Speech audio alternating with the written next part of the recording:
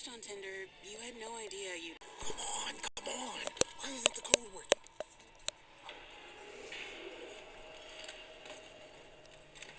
Yes, I did it. I'm free.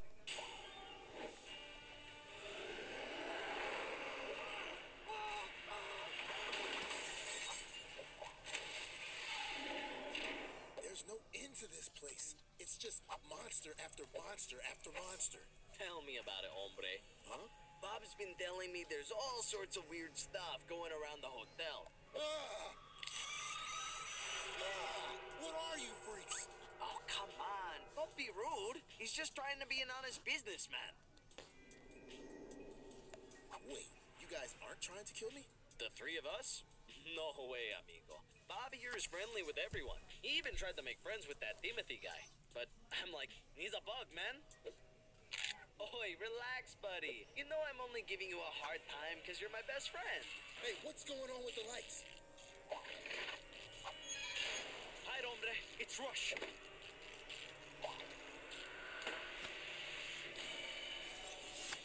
Oi, are you hurt, dude? We don't get many visitors here. I thought you'd be a goner for sure. I think I'm okay. Jeff made it too. But wait, where's Bob? Bob! Talk to me, hombre! No! What's the big deal? He's just a pile of bones. What did you just say to me?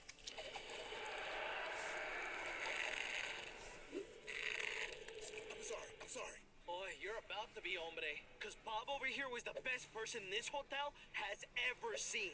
He's the one who saved me and Jeff and showed us we didn't have to be evil like all the other monsters in this place. You see, Jeff's been here so long, he's completely forgotten who he was before. His memories start with flashes from his transformation and the excruciating pain he felt throughout. To this day, he's never let us see his full form in the light. Apparently it's too hideous for even his friends to witness. This new body made Jeff confused, angry. He felt the hot rage flowing through him. It forced him to lash out. He'd attack anyone that crossed his path. He wanted to make the world feel the suffering he had to endure. That was back when the hotel was still open and filled to the brim with esteemed guests, so he had plenty of victims to choose from. But no matter how powerful he got, no matter how many people he hurt, he couldn't feel the sadness inside. He was lonely, incomplete. Me? I remember everything. I worked valet at the hotel, taking all the fanciest cars for a joyride around town. When nobody was watching, I'd steal cash from the register, hundreds of dollars. Back when that was somebody's entire net worth. I'd even break into the guest rooms and confiscate all their valuables. Anything to make a buck. I was the lowest of the low. But eventually, I was caught by our hotel manager, Mr. Pennybags. I thought at worst he'd just turn me over to the police. But a cheap, spiteful man as powerful as Mr. Pennybags had a much darker punishment in mind. He performed an evil ritual. One I assumed that was very similar to those performed on all the other entities in this hotel. He placed a hex on me, a curse that transformed my body and mind. I was no longer anything human. I was El Cumplido. The transformation only made my greed worse. All I could think about was wealth and gold. It consumed me. And now that I was a monster, I didn't exactly have to be sneaky about it. I could just take whatever trinkets I desired by force. Yet, I didn't feel the same rush I did as a man. No matter what I stole, no matter how much wealth I hoarded, I was unfulfilled. It was like an awful itch I couldn't scratch. I was miserable. That's where Bob comes in. He worked at the hotel's gift shop, sweeping floors, stocking the shelves, and attending to all the guests' needs. And we know his name was Bob because that's what his hat said. He wore that ugly thing every day. He wasn't like us. He was kind and good at his job. The guests loved him so much his tip jar would end up overflowing with money. He was foolish to leave it out so proudly. Boy, it was right there for the taking. This would be my biggest haul yet. Surely that would be enough to quench the greed inside me. Now was my time to strike. This should be it. I finally earned enough to afford that ring I've been eyeing for so long. Then I can propose to my dear sweet Darlene, the love of my life. All my blood, sweat, and tears will be worth it. once she agrees to marry me. What in the world? Ah!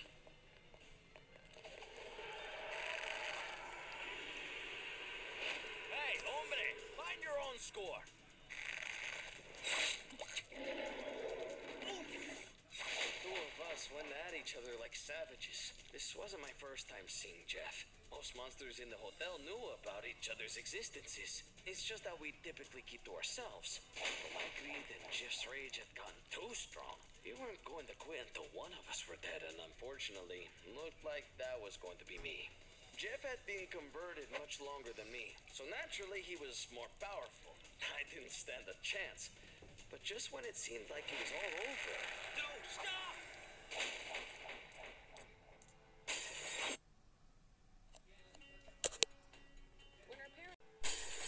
Bob risked his life to save me. Me, a total stranger. And a monster at that. Oi, what'd you do that for, hombre? You got some kind of death wish or something?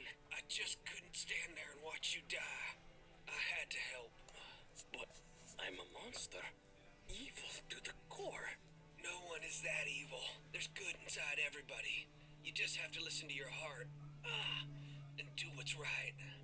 Take the money, if that is what you two are fighting over. I've been saving it for quite some time, but it's not worth anybody dying over. Jeff and I couldn't believe it. No one has showed us even an ounce of kindness since we became monsters. We look back at all the horrible things we had done in our past and we're filled with regret. Just promise me one thing. That you'll take care of my sweet Darlene.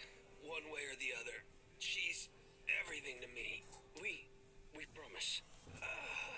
Wait, no!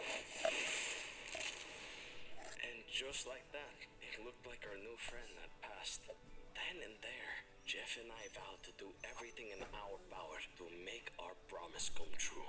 Unfortunately, our former employer, Mr. Pennybags, showed up with other plans. He used his stupid crucifix to control us, like he always has.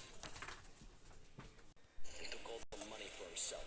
Later, I found out he had already visited my horde and taken that too. Nothing was going to stop us from keeping our promise. We were going to get Darlene her money some way or another, but we didn't want to steal anymore. We were going to do this the honest way, like Bob would. So, we set up a little shop. It was a tough business. All the hotel guests ran at the very sight of us. Nobody bought anything or left any tips. Personally, I think we're long overdue for a rebrand. I've wanted to name it El Goblino's Gallery of Fine Antiquities for quite some time, but I keep getting outvoted. Outvoted? By who? Jeff and Bob, of course. But I thought Bob died all those years ago. Well, yeah, he did. But this hotel is strange, dude.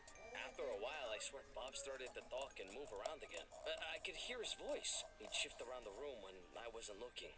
He's definitely not the same as he used to be, but there's a higher power at play. Bob? Bob, it's a miracle!